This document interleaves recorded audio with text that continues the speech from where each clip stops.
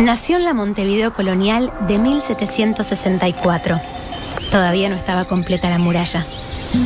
Su abuelo fue uno de los fundadores de la ciudad y firmó la primera alianza con los nativos minuanes. De joven, disfrutaba de la vida en la chacra de Sauce, al tiempo que iba a clases con los franciscanos, junto a Damaso Antonio Larrañaga, que luego sería sacerdote. José Gervasio Artigas Pascual vivió entre el agro y la ciudad, con muchos amigos y amores. Las autoridades lo buscaban por grandes arreos y contrabandos de cuero, yerba y tabaco. En 1797 se presentó al indulto y pasó a ser blandengue de la frontera. En 1811 inició la Revolución Rural y Federal. Fue nombrado jefe de los orientales en asambleas, pero él prefería que le llamaran Don José. Fue en octubre cuando lideró la Redota y se sumaron orientales de todas partes. Fueron pueblo reunido y armado. En las instrucciones del año 13 estableció derechos y libertades y propuso erradicar el despotismo militar y el centralismo. 2 años después repartió tierras y las mejores fueron para las mujeres, los libertos y las personas antes discriminadas. Soñó la unidad americana y dirigió la Liga de los Pueblos Libres junto a las provincias del Litoral y Misiones e integró a los indígenas al gobierno.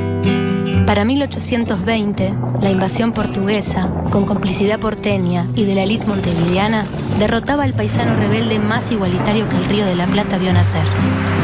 El 5 de septiembre de ese año, cruzó el río Paraná, rumbo al Paraguay. Vivió retirado de la acción política hasta septiembre de 1850, cuando muere. Su legado, sus banderas y sus ideas siguen en nosotros.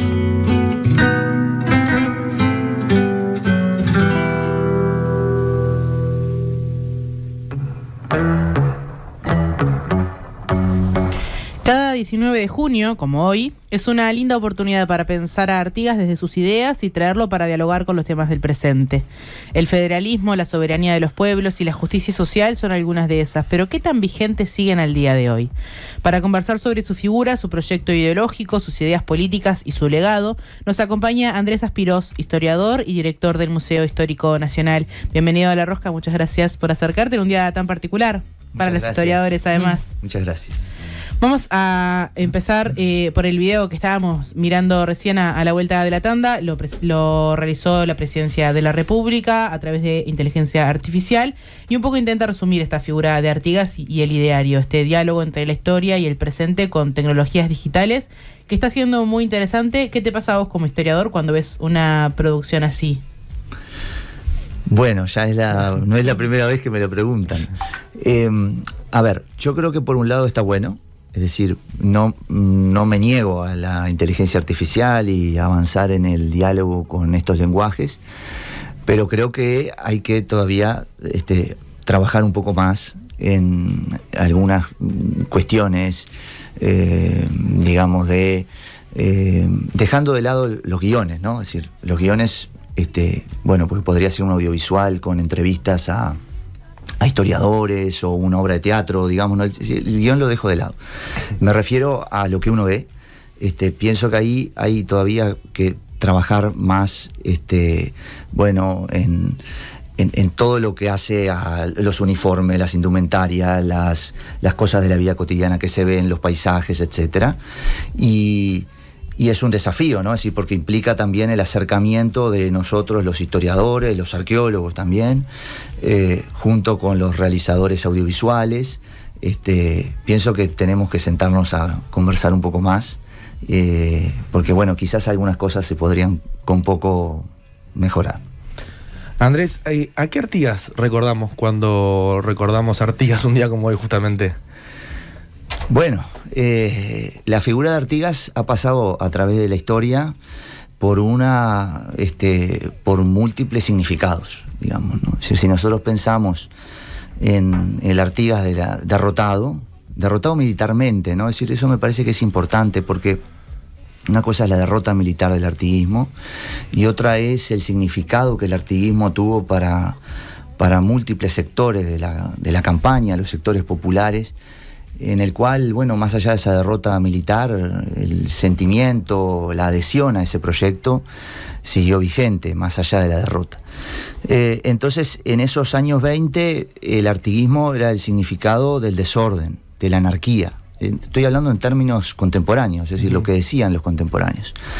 Y eso fue lo que, digamos, dio lugar también a lo que la historiografía llamó la leyenda negra del artiguismo, que fue esa forma de caracterizar a José Artigas, bueno, como un déspota, como un caudillo, como un representante de este desorden y de esta anarquía. Luego, avanzado el siglo XIX, cuando ya hay un Estado que, bueno, se empieza a consolidar, se precisa un héroe nacional. Y allí la figura de Artigas parece reunir las suficientes adhesiones, porque está por fuera de las luchas políticas, ¿no? Y entonces, bueno, ahí se empieza a recordar un Artigas, y desde finales del siglo XIX hasta ahora, yo creo que se han recordado muchos Artigas en funciones de quienes lo recuerdan. Pasa lo mismo con las representaciones, con las imágenes, con la iconografía de Artigas. Entonces, bueno, seguramente si yo les pregunto a cada uno de ustedes quién es Artigas, van a tener respuestas muy diferentes. Y eso es lo que pasa con todos los héroes, claro. Digamos, que tienen cierta plasticidad, ¿no? Es decir, en cómo, bueno, se puede recordar. Y se habla mucho, ¿no?, esto del ideario artiguista y el proyecto de Artigas, pero en términos sencillos, ¿en qué consistía la visión política que proponía Artigas? Bueno, a ver, yo creo que hay ahí como dos momentos importantes, ¿no? Es decir, uno son las instrucciones dadas a los diputados en el año 13, las instrucciones del año 13, como se conocen comúnmente, donde, bueno, ahí aparece la idea de la confederación, la idea de un gobierno republicano, la idea de la libertad civil, la libertad económica, la libertad religiosa, no en los términos de que se ha interpretado a veces, digamos, libertad religiosa en el sentido de incorporar a otras iglesias dentro del cristianismo, sino más bien, sobre todo, tiene que ver con la independencia de Buenos Aires. Es decir, eclesialmente esta provincia dependía del obispo de Buenos Aires, entonces de la misma forma que se pretendía una autonomía y una libertad en el conjunto de los demás aspectos, a nivel económico, a nivel político, se veía necesario tener una libertad a nivel religioso. Entonces ahí hay un conjunto de ideas que se plantean con mucha radicalidad, ¿no? Es decir, esta idea de la libertad, de la confederación, de la soberanía particular de los pueblos, es decir, que los pueblos tengan derecho a autodeterminarse y que el gobierno de la nación va a entender sobre algunos aspectos, pero la provincia tiene su derecho a determinar sobre su futuro. Y después hay otro documento, monumento, diríamos, ¿no? Es decir, los historiadores, que es el reglamento provisorio, el reglamento de tierras de 1815, que allí incorpora todo lo que tiene que ver con la mirada social, ¿no? Es decir, esta revolución se vuelve una revolución política y una revolución social. Bien. ¿Y qué queda de este proyecto artiguista en lo que somos después de 1830, que parece ser un Uruguay que no era tanto el que quería Artigas? Recién hablábamos con la audiencia y la audiencia decía, bueno, hoy juramos una bandera de un Uruguay que no era la bandera que defendía Artigas, está esto de Artigas en la Plaza Independencia. Bueno, sí, claro. En 1825, estamos en un año de bicentenario, el artiguismo representaba la historia reciente, ¿no? Es decir, el artiguismo estaba muy fresco en la gente, ¿no? Y eso, bueno, aparece con mucha fuerza, ¿no? Es decir, y si uno examina las actas de la asamblea, ¿no? Es decir, en Florida, va a ver que va a haber determinadas precauciones para no caer en posibles lenguajes que tengan que ver con una adhesión a aquello que ya fue, digamos, ¿no? Entonces, en ese periodo, digamos, esta historia quedó por fuera, digamos, ¿no? Es decir, el proyecto del artiguismo, como se ha dicho, digo, eso está suficientemente probado, no estaba contenido en la idea de generar un Estado oriental, en general una república independiente, era otro proyecto.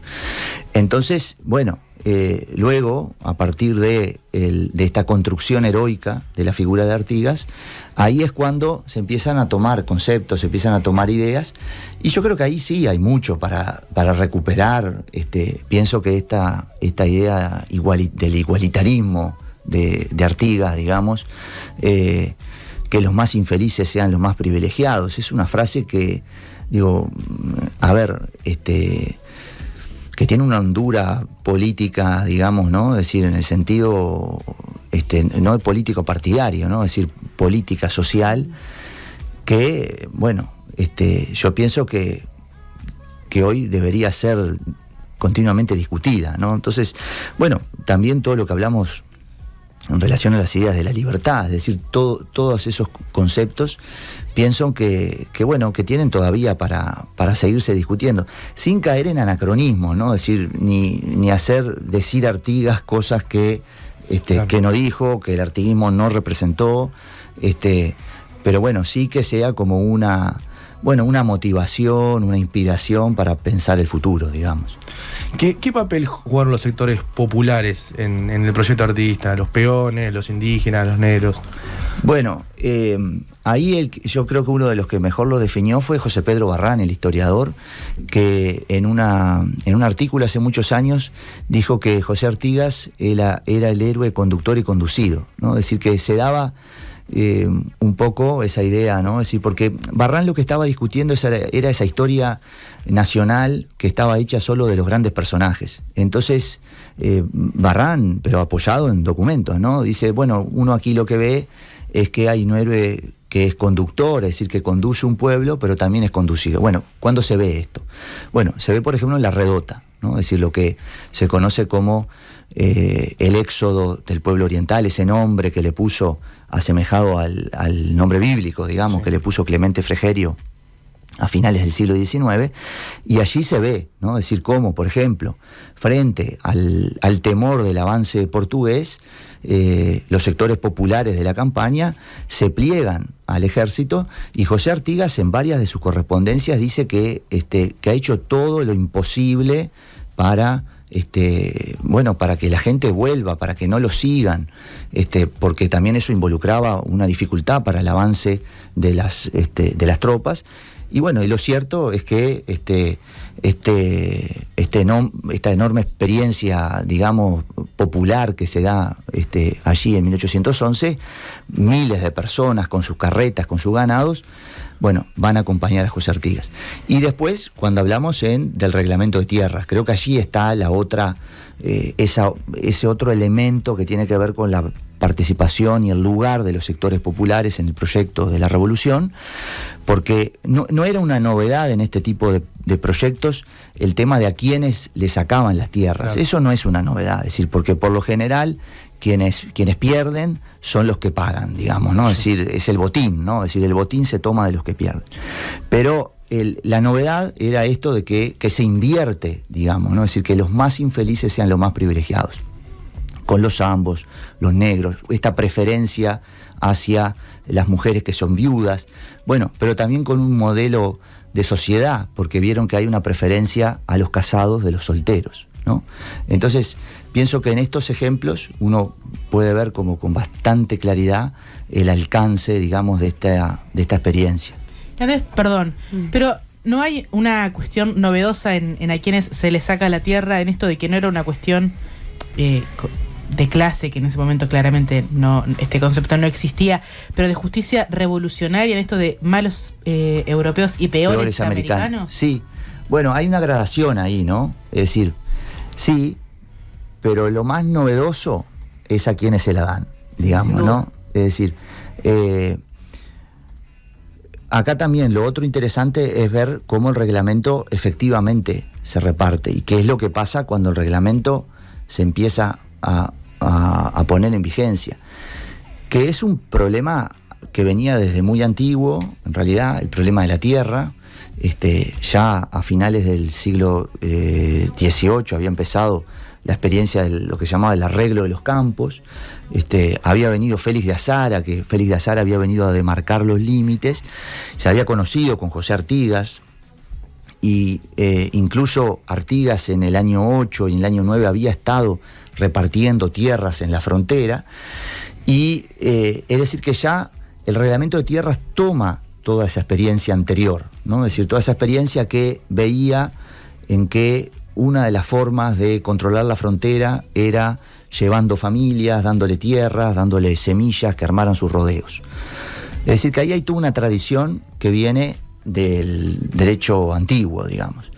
Pero acá lo que se incorpora es esta mirada de los infelices, que algunos autores dicen que es un ejemplo, digamos, de la influencia religiosa, ¿no? Es decir, en particular del vínculo de José Artigas con los franciscanos. Él, bueno, se formó en el Colegio de los Franciscanos, y su secretario en este periodo era el fraile Monterroso, que bueno, era un republicano, digamos, muy involucrado en esta idea comunitaria, que bueno, que habría sido la vertiente de la cual se incorporan todas estas ideas. Y a veces se discute si Artigas fue más un revolucionario social o un caudillo militar. ¿Y qué podés decir eso? ¿Fue las dos cosas? ¿Fue más una que la otra? Yo creo que fue las dos cosas, que es difícil, digamos, ¿no? Es decir, porque en buena medida todo el proyecto de la Revolución Oriental es un proyecto que se va fraguando en la lucha, ¿no? Es decir, que esto no es un proyecto, digamos, a ver, las instrucciones que se escriben delante de Montevideo, allí en Tres Cruces, digamos, ¿no? Es decir, cerca donde está el Palomar de Cavia, te da cuenta de que hay un ejército que se está movilizando. Entonces hay sin duda un peso muy importante de lo militar. Esto también, hay un historiador argentino que se llama Tulio Alperín, que habla de cómo para toda una generación, y eso me parece que es interesante, de líderes que participan de esta revolución, empiezan la carrera de la revolución. Es decir, ¿qué es eso, no? Es decir, es como para un montón de personas, de hombres, la guerra posibilita ascender socialmente, ¿no? Y e involucrarse en los asuntos políticos. Eso también es en parte novedoso, digamos, ¿no? Pero luego, claro, hay una dimensión social de la revolución, sobre todo a partir del año 15, con la aplicación del reglamento. No, ¿es posible ubicar en este momento Artigas y al ideario artiguista en alguna parte del espectro político actual? Un ejercicio difícil y no válido, ya lo sé. Sí, pero como estudiante de historia... pero la pregunta es... Yo no sé si no... está bien la pregunta. No, Qué suerte que ya aprobé. Sí, ya aprobaste. A febrero. Aprobaste. Pero creo que acá la respuesta no es sí o no, digamos, de tal sector o tal partido político o tal sector dentro de tal partido político, sino es qué Artigas cada partido político y cada sector político recupera, digamos, ¿no? Es decir, creo que va un poco por ahí, digamos, ¿no? Es decir, cómo, bueno, la figura de Artigas a veces, claro, sufre esos recortes. Tengamos en cuenta que, por ejemplo, el reglamento de tierras, que claro, que tiene toda esta dimensión tan radical, digamos, ¿no? Es, digamos, transcripto en su totalidad y presentado por la historiografía en la década del 60, ¿no? Es decir, por Sala, Rodríguez y de la Torre. Entonces, claro, durante mucho tiempo, ¿no? Es decir, bueno, esa parte del artiguismo estuvo, digamos, más oculta, más invisible, mientras que se hacía mucho hincapié en las instrucciones del año 13. Ahora en el museo estamos preparando una exposición que es sobre el Bicentenario, y estábamos viendo un catálogo que fue una exposición que se hizo en el año 75, en el año de la orientalidad, que se hizo en el Palacio Legislativo. Y entonces ahí es muy interesante, se van poniendo, digamos, distintos momentos de esa exposición, y la exposición no solo se dedicaba al año 1825, sino incluía el periodo artiguista. Y cuando habla del reglamento artiguista, bueno, en ese texto, digamos, que propone este catálogo en plena dictadura, se dice que el principal objetivo del reglamento era garantizar la propiedad privada y que el reglamento no había sido llevado a cabo por la participación de fuerzas foráneas, que era mucho el lenguaje que se utilizaba en la época, ¿no? Es decir, en la década del 70, ¿no? Es decir, lo que está ocurriendo, buena parte del problema que atraviesa el país es por la influencia de fuerzas foráneas. Y luego se decía que la obra, esa que había iniciado Artigas, se había culminado durante el periodo del militarismo, ¿no? Es decir, del militarismo del siglo XIX, con el alambramiento de los campos, etcétera, etcétera. Es decir, que ahí ustedes ven toda una lectura bastante forzada, pero bueno, para quienes lo escribieron, una lectura posible, digamos, ¿no? Entonces yo creo que hay mucho de eso todavía. Y justo que hablabas del museo, ¿qué es lo que a la gente le sorprende más cuando va al museo y conoce más sobre Artigas de lo que conoce capaz que en la escuela o en el liceo?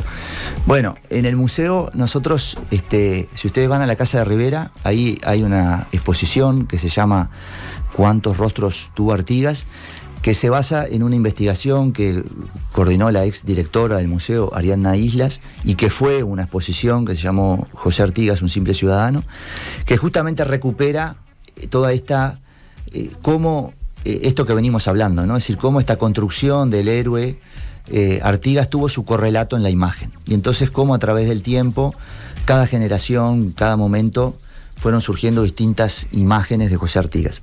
Eso yo creo que es interesante, que lo vayan a ver. Y después también hay algunos objetos.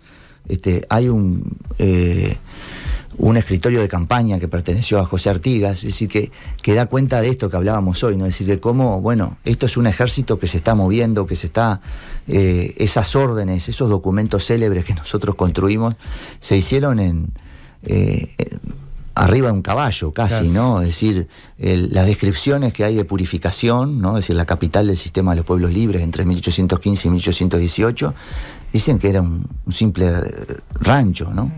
Entonces, bueno, me parece que es muy lindo para ir y conocer esto, porque los objetos tienen una cosa muy potente, ¿no? Es decir, para aprender algunas cosas de la historia, que a veces cuando uno solo las dice o las lee en un texto, si las ve, ayuda más.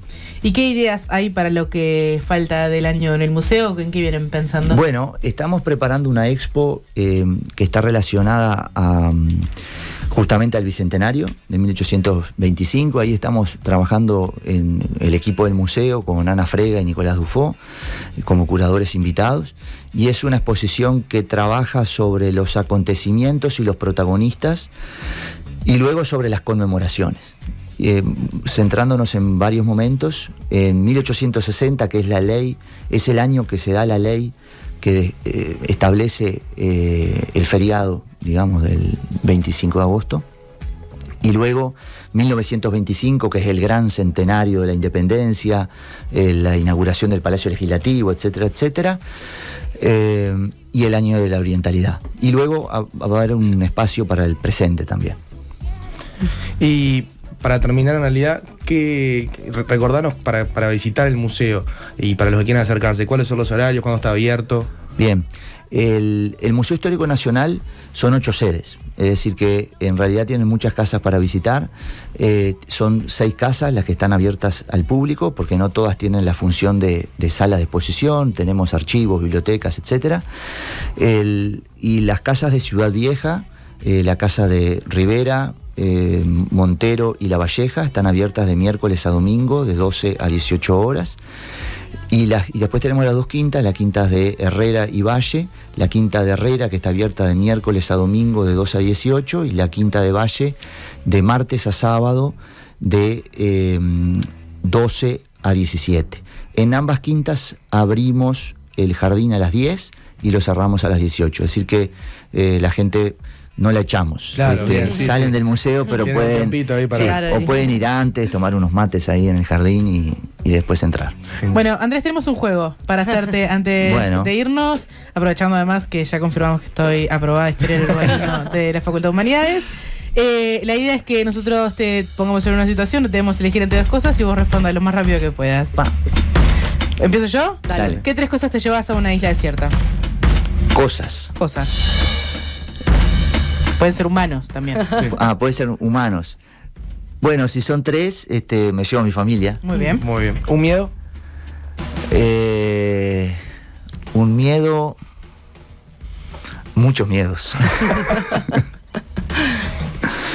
Uno. Ta. Muchos. Bueno, canción patria favorita. Canción patria, no sé si es la favorita, pero puede ser a Don José. ¿Un sueño? Un sueño. Y bueno, que mis hijos sean felices. ¿El equipo de Barra y Nahum o el equipo de Sara Rodríguez y de la Torre? Son malos ustedes. Zafautina.